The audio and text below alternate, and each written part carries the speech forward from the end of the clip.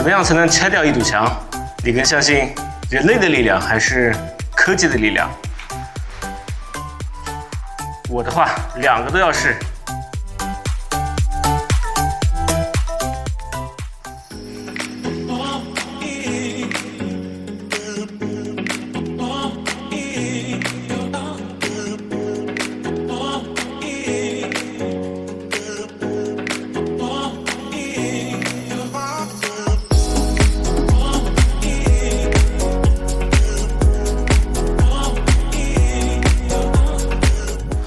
不要小看拆除，我花了15分钟就开了这么一点小口，不过所幸是把这堵墙打穿了，大概是20公分左右的这个加气块砖墙，其实是墙还是比较脆弱的，但是拿电镐去拆除就不一样了。刚开始的时候我还准备平着拿，后来发现平着拿根本坚持不了多久。它可能最合适的方式还是依靠它的重力来进行一些这个关键性位置的破坏。如果一直拿着去拆的话，拆墙是根本受不了。下午的计划要不要调整一下？本来是准备2个墙分开来的，一个用科技，一个用体力。现在来看看，这个科技就很耗体力。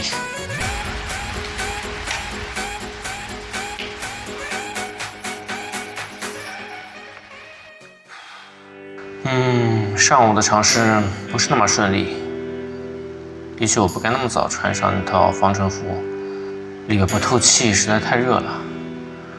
还有那个轻型电镐，不明白为什么叫轻型电镐，明明就非常非常重。也许下午该试试别的方式。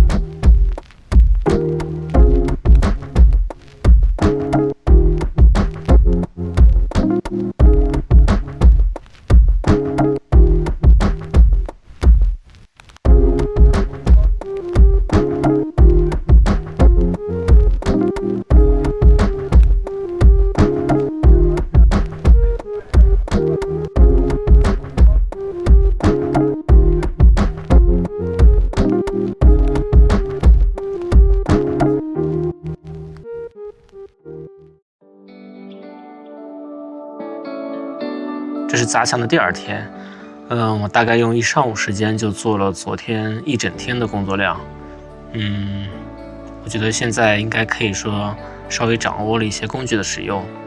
刚开始我想尝试只用这个电动工具，但是后来发现它非常重，根本就没法长时间的把它托举起来。接着又会去拿铁锤，但是铁锤的这个共振的声音实在是太大了。现在回想起来，明白了原因。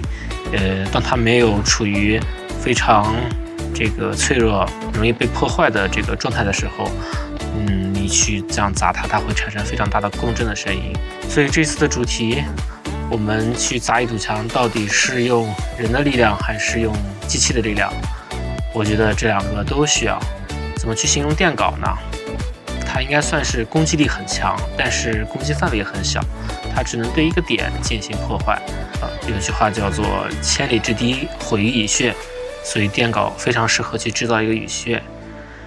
而锤子的好处就是它的攻击范围很大，但是在面对像加气块的墙面的时候，你必须保证它至少有2个面已经被你掏空了。另外敲击的时候不要贪多，一点一点来。还有就是，在使用电动工具的时候，因为很重，当你去从上往下去进行破坏的时候，在机器自身的重量就可以去，帮助你去完成这个破拆的工作。它并不是让你去拖着它，而是让你去提起它往下用力。另外还有一点，在使用重型的这个电动工具的时候，用你的身体去做支撑，可以很好的帮助你控制它。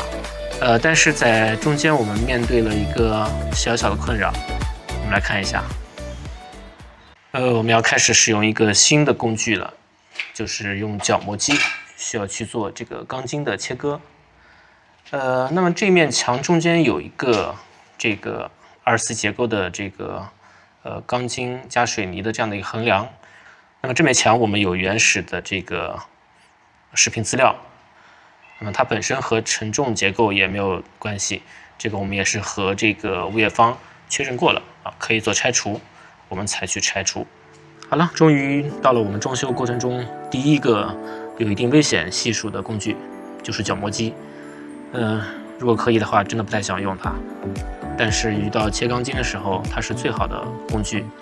那么使用的注意事项就是注意安全。天色不早了，今天把这个横梁解决掉就收工。